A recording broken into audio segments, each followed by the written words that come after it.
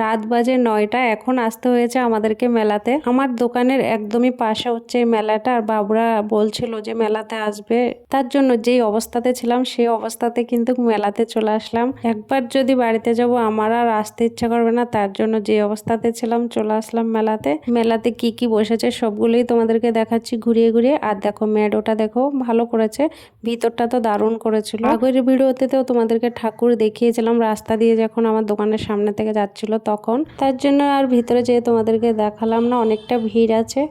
আর মেডোর একদমই পাশে হচ্ছিল মেলেডি, ওইখানে কিছু সময় দাঁড়িয়ে মেলেডি দেখলাম। তারপরে দেখো আমরা চলে আসলাম এখান থেকে আমি রঙ্গোলি করার জন্য কিছুটা বেছে বেছে ডিজাইন নিলাম। এখান থেকে দেখো বাবুর জন্য একটা পুতুল নিলাম, আর এই যে প্লাস্টিকের খেলনাগুলো নিলাম। এই পুতুলগুলো 100 টাকা করে, এখানে যাই নেবে 100 টাকা করে, 20 টাকা করে এই রেট আছে।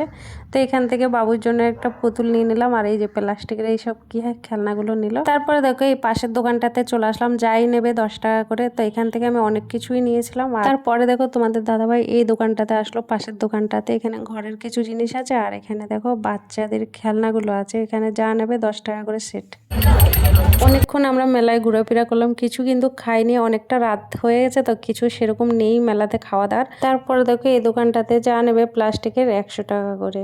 কানা ওটাতে কি টাকা এইগুলা কোথা থেকে নিয়েছে সব? মেলা থেকে। আমাদের মেলা ঘোরা শেষ, এখন যাচ্ছি বাড়িতে। তো আজকের ভিডিওটা এখানে শেষ করছি, দেখা হচ্ছে নতুন ভিডিওর সাথে।